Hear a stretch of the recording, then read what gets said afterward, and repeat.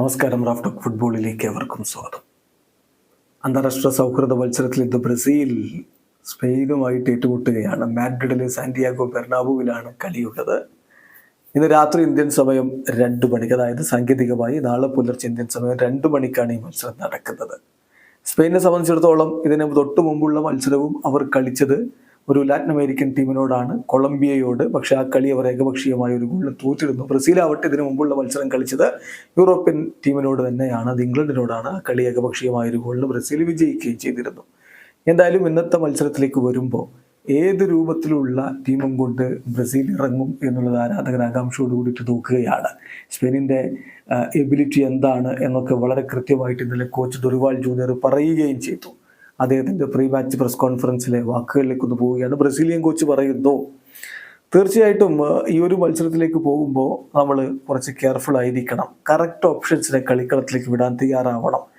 ഇപ്പോൾ 2.5 ദിവസം മാത്രമേ നമുക്ക് സമയം കിട്ടിയിട്ടുള്ളൂ കഴിഞ്ഞ കളിക്ക് ശേഷം. അപ്പോൾ അതിനിടയ്ക്ക് താരങ്ങളൊക്കെ റിക്കവറായി വരുന്നേ ഉള്ളൂ. അപ്പോഴേക്കും നമുക്കൊരു വലിയ വമ്പന്മാരായിട്ടുള്ള എതിരാളികളുമായിട്ട് കളിക്കുകയും വേണം. അവരുടെ പ്രധാനപ്പെട്ട ശക്തി എന്ന് പറയുന്നത് ബോൾ പൊസിഷനാണ്. അവർ ബോൾ കൈവശം വെച്ചുകൊണ്ടൊരു കളിയാണ് അവർ കളിക്കുക. അത് നമ്മൾ ശ്രദ്ധിക്കേണ്ടതുണ്ട്. സോ നമ്മുടെ പ്ലെയേഴ്സിൻ്റെ കാര്യത്തിൽ ആർക്കൊക്കെ നല്ല രൂപത്തിൽ പെർഫോം ചെയ്യാൻ പറ്റും, ആ കാര്യമൊക്കെ നമ്മൾ ഇവാലുവേറ്റ് ചെയ്യേണ്ടതുണ്ട്. ഒറ്റ കളി വെച്ച് നമ്മൾ താരങ്ങൾ ഇവാലുവേറ്റ് ചെയ്യുന്നതിലും അർത്ഥമില്ല. അതുകൊണ്ട് ഞാൻ ടീമിൽ ആരൊക്കെ കളിക്കും എന്ന കാര്യത്തിൽ ഇനിയും ഒരു തീരുമാനം എടുക്കേണ്ടതുണ്ട്. അധികം വൈകാതെ ആരൊക്കെ സ്റ്റാർട്ട് ചെയ്യുമെന്നുള്ളത് താരങ്ങളോട് പറയുമെന്നാണ് ഇന്നലെ പ്രീ മാച്ച് പ്രസ് കോൺഫറൻസിൽ അദ്ദേഹം പറഞ്ഞു. ചുരുക്കത്തിൽ ആരൊക്കെ കളിക്കും എന്നുള്ളത് പറയാൻ അദ്ദേഹം തയ്യാറായിട്ടില്ല. ഇതിപ്പം ടിറ്റയും ഏതാണ്ട് ഇങ്ങനെയൊക്കെ തന്നെയായിരുന്നു. പക്ഷെ ടിറ്റ ചില ക്ലൂകളൊക്കെ തരുമായിരുന്നു. ഡൊറിവാൾ ജൂനിയർ അങ്ങനെ ഒരു ക്ലൂവും തരാൻ തയ്യാറാവുന്നില്ല. ഇപ്പം ഇംഗ്ലണ്ടിനെതിരെയുള്ള മത്സരത്തിന് മുമ്പും അത്തരത്തിൽ തന്നെയാണ് അദ്ദേഹം പെരുമാറിയത്. ട്രെയിനിങ്ങിലേക്ക് പത്രക്കാരെ അദ്ദേഹം അനുവദിച്ചിട്ടുണ്ടായിരുന്നില്ല. പത്രക്കാരുടെ മുന്നിൽ വെച്ചുള്ള ട്രെയിനിങ് 15 മിനിറ്റ് ഓപ്പൺ ആക്കുമല്ലോ, ആ സമയത്ത് വെറും വാമിംഗ് അപ്പ് മാത്രമൊക്കെയാണ് ചെയ്തിരുന്നത്.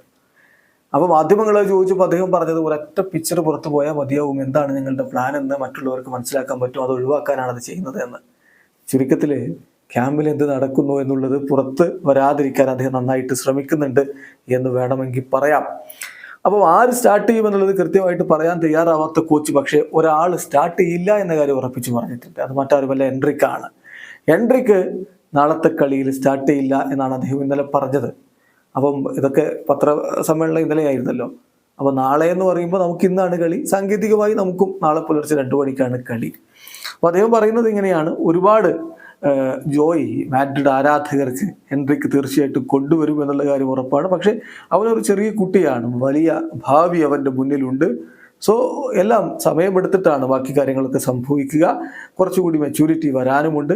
ബട്ട് ഷുവർ അവൻ്റെ ആരാധകർക്ക് മുന്നിൽ അവരെ നാളെ കളിക്കാൻ പറ്റും. പക്ഷേ സ്റ്റാർട്ട് ചെയ്യില്ല എന്നിപ്പോൾ കോച്ച് ഉറപ്പിച്ചു പറയുന്നുണ്ട്. എന്തായാലും ബ്രസീലിയൻ 11 ആരൊക്കെ ഉണ്ടാകുമെന്നുള്ളത് കണ്ടു തന്നെ അറിയണമെന്നർത്ഥം.